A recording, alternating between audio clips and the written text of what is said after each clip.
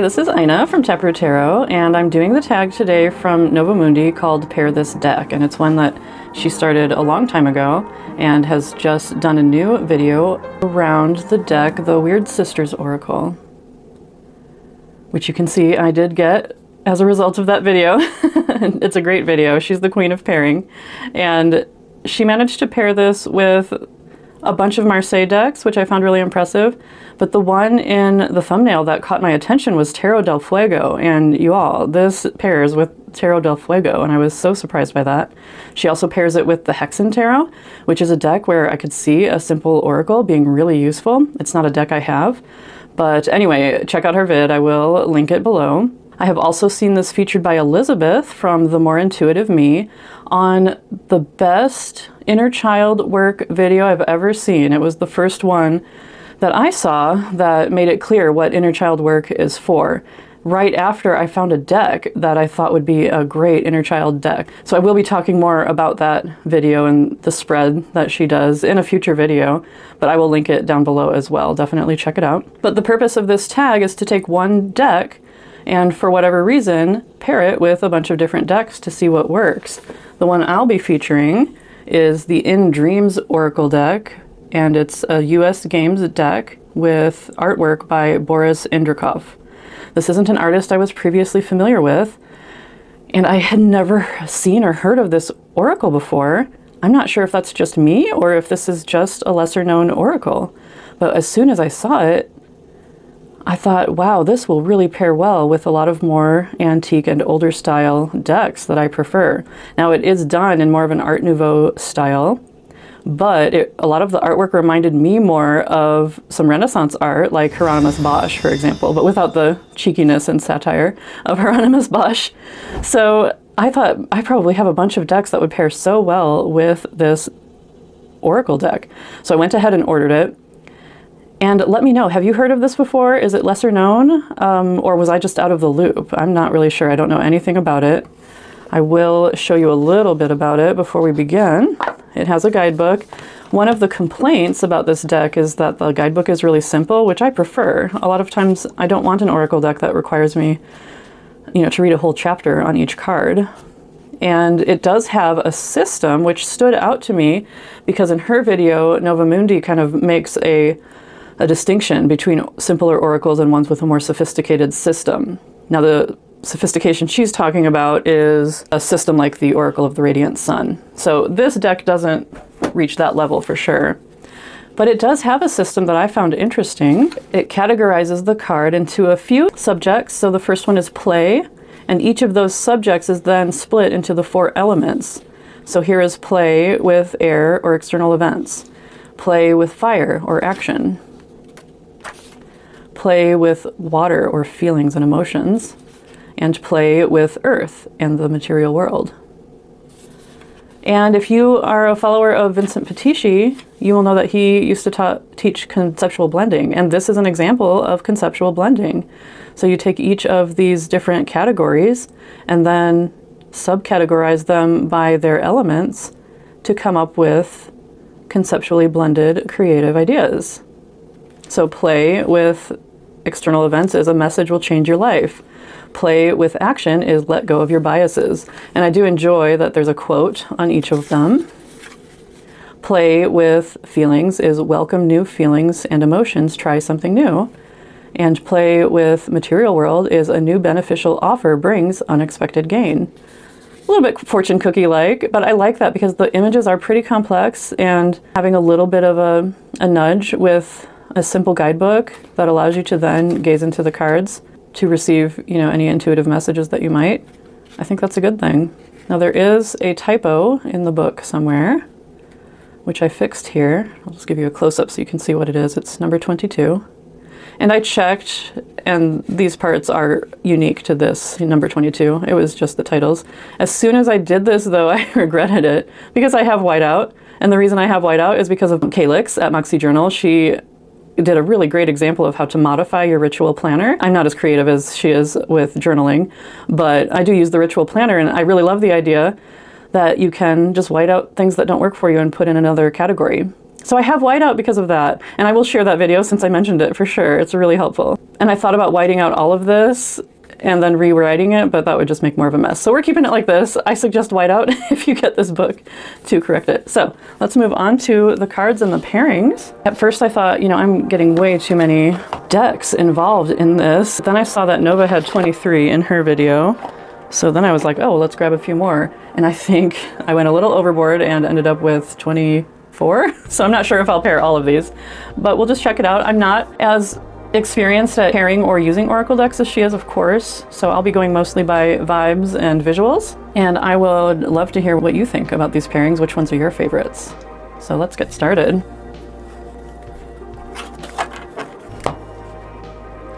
Since this is an Art Nouveau inspired deck, of course I had to start with the Symbolic Tarot of Wirth.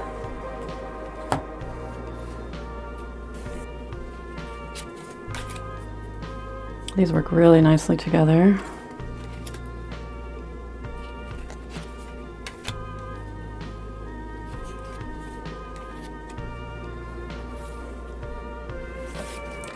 I was thinking that my dreamier facsimile Marseille decks would work nicely with this. So this is Yves Reynaud's Chosson, 1736. This is the older one. The newer printing has the older date on it.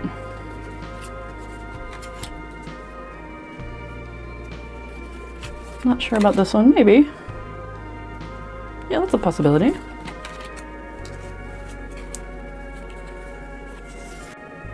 Here's Tarot de Maria Celia or Tarot de Maria Celia. Oops. By Lynyrd-Jym Narciso. Oh, I like this.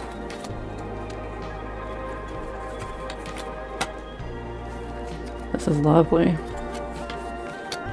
I mentioned these are separated into elements and they're color coded, which is nice.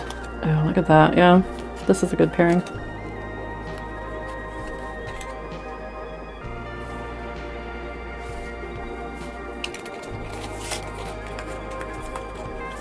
This is Vincent Pitisci's 1JJ Swiss deck.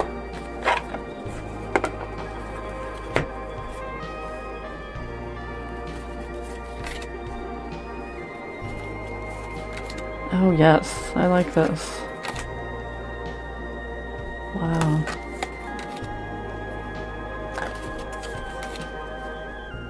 Yep, that's a good one.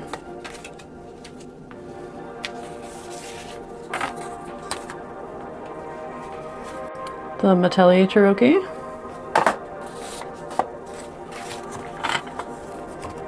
Some of these are in order, some aren't.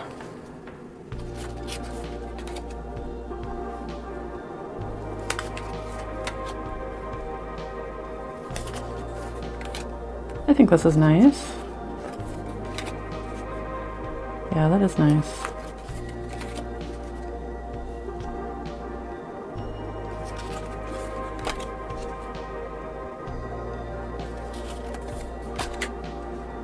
It's beautiful. Next is the Tarot de Marseille by Robledo, Pablo Robledo. I'm going to try to pay attention to which is my favorite. Ooh, speaking of. Yes, I'll definitely be picking some favorites. Wow. Oh, this is lovely.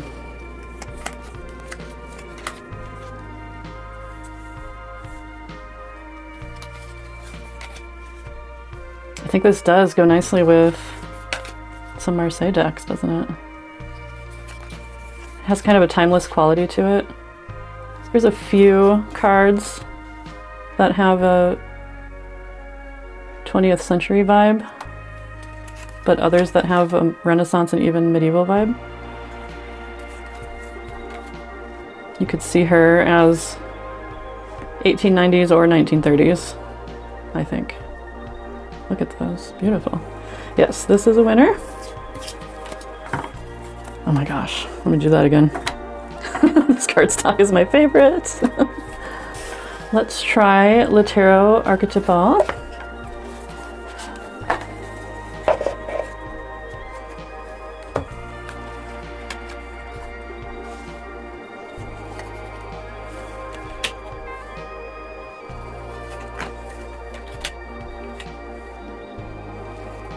could work. Wouldn't call it a top favorite. That's pretty cool though. And one thing I like about this, the Tarot Archétypal doesn't have any full figures, just faces. And so the more complex imagery in the In Dreams Oracle complement it, I think.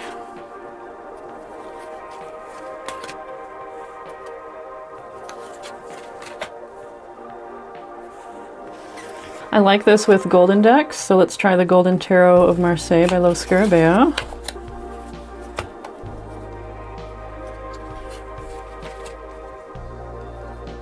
The kind of curly Q lines of the Verdel, I think actually go with this pretty well.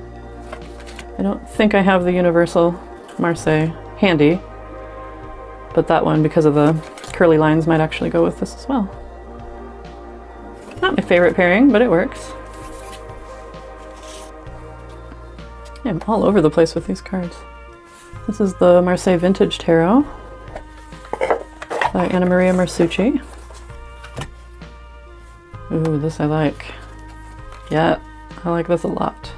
I figured I would love this one.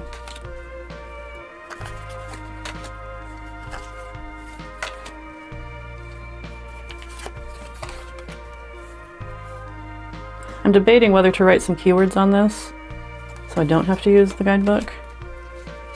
Oh, look at that. That would make it usable, but I like how they look without.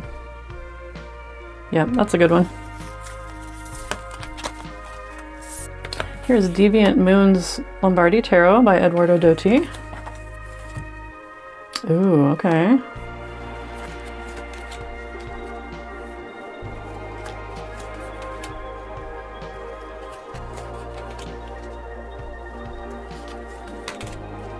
I like that.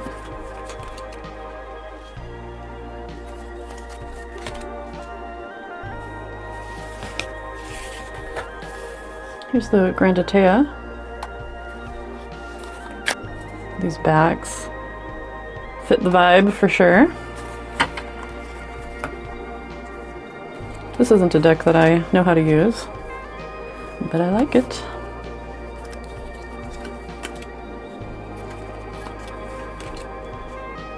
That's a decent pairing.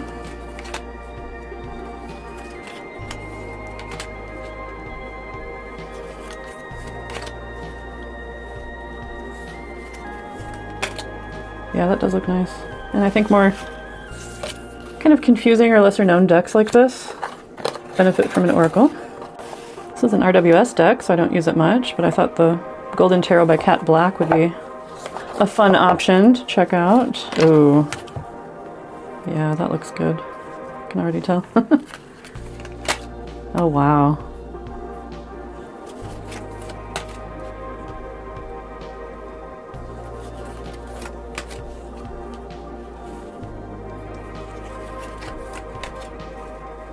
Love this, actually. Wow. Okay, I might have to start using this tarot. Next, let's check out the Tarocco by Michelangelo Rossato.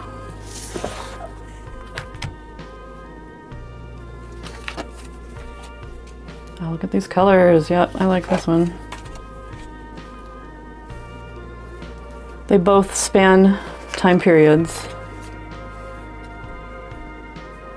Oh wow, yeah, look at that.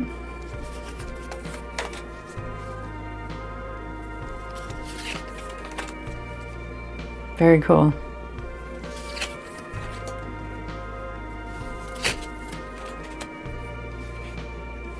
This is the only card in the deck that has a saying on it, and it also is the only purple bordered one.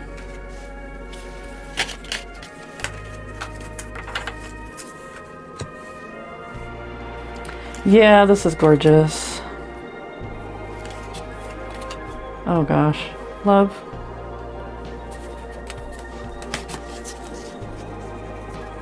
I am curious to see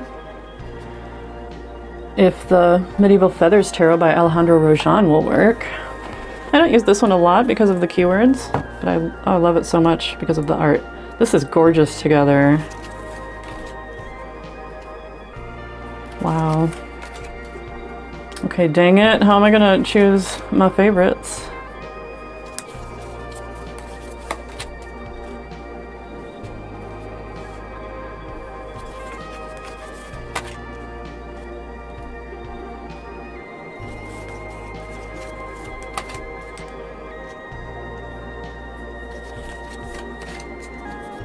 You could say that the feathers included in this one are already somewhat of an oracle.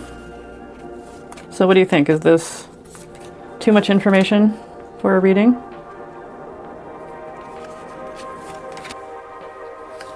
Or does this work? I like the vibes. It kind of spans time periods and styles, the Rojan deck. Yeah, that's nice. Next is a Spanish version of the Solobusca called Tarot Alchemistico. It's a collaboration between Orbi Fabri and Lo Scarabeo. Not sure about this one. I thought I should check it out, and honestly, yes. I think so, for sure. Wow. This is my third copy of a Solobusca deck. I have the museum quality one, and I think it would work well for political readings, if I were to ever branch out into those, or world events kind of readings.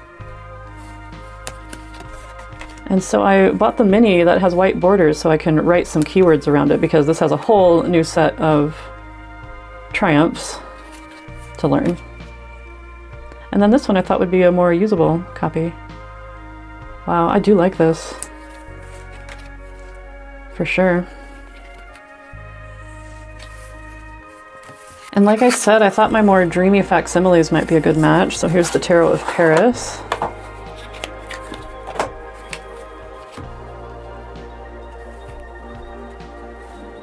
Oh yeah. This is good. I love this. What do you think?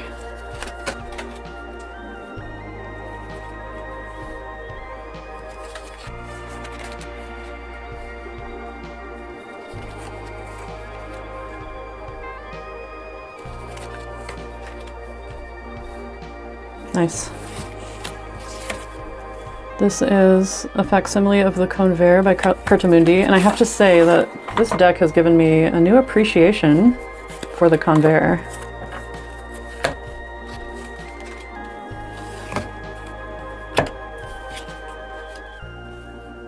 All right. Maybe.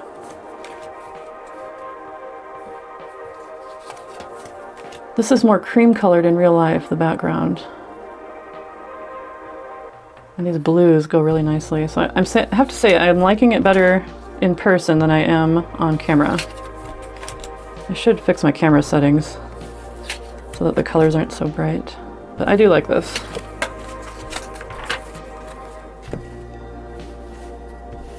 Yes, that is nice. This is the Allen Tarot deck. It's a French suited tarot. Oh, this is gonna be great. It's a kind of a special vintage deck to me, so I haven't used it. If you're interested in learning how to use these Tarot Nouveau type cards, I have a video where I walk through that for you. Oh, this is cool. But what really makes this deck special are the courts, which are stylized representations of different continents. So this is a Persian court. Look at these, look how gorgeous the horses are. Beautiful, I love that together.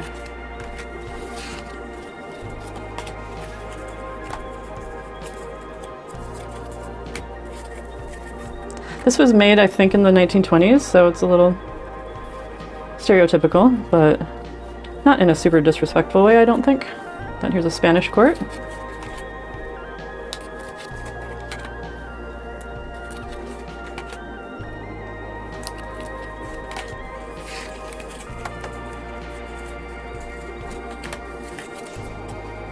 An Egyptian court. Okay, I might need to practice using the Allen Tarot because these look wonderful together. Wow.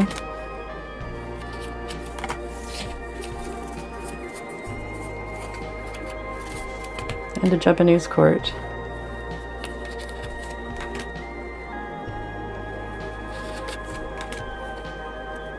Wow.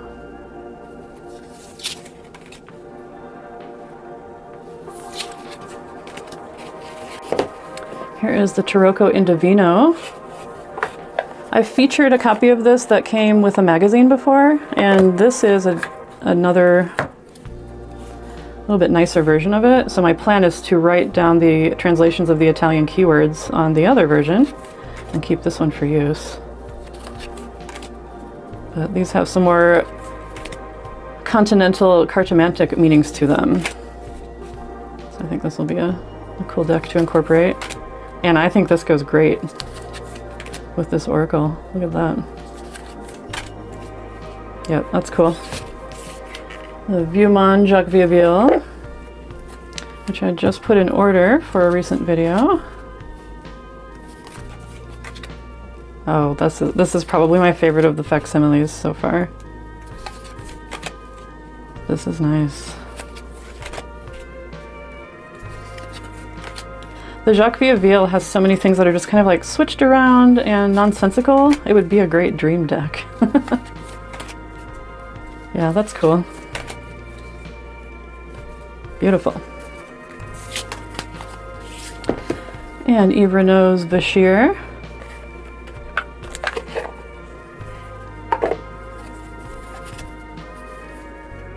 Well, this is actually quite nice.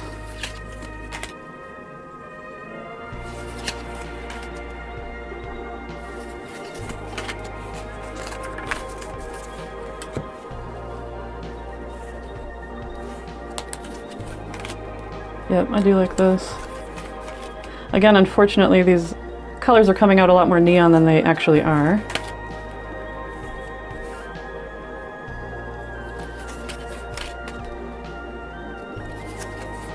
Yeah, these are cool. And finally, Der Tarot Lombardisch, which is the deck that the Marshmallow Marseille is based on. I have that too. I think that would have gone nicely with this. But this is the one that I grabbed. Oh yeah, that's nice.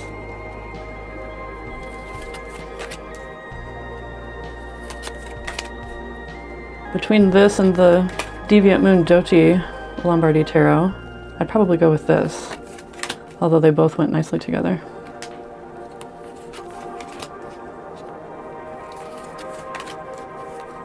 That's cool.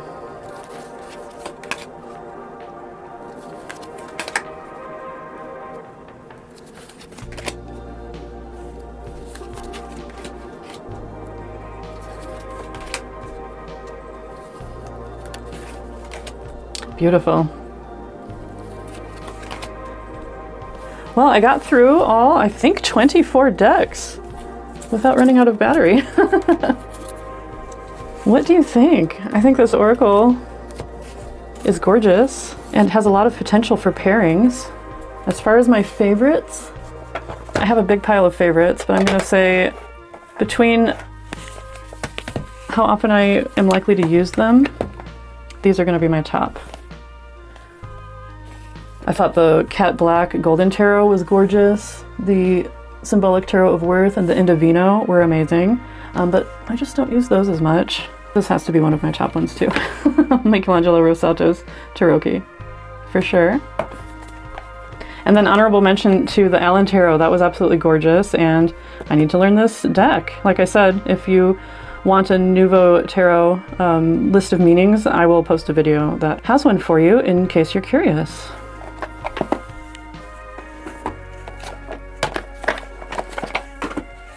So tell me if you had a favorite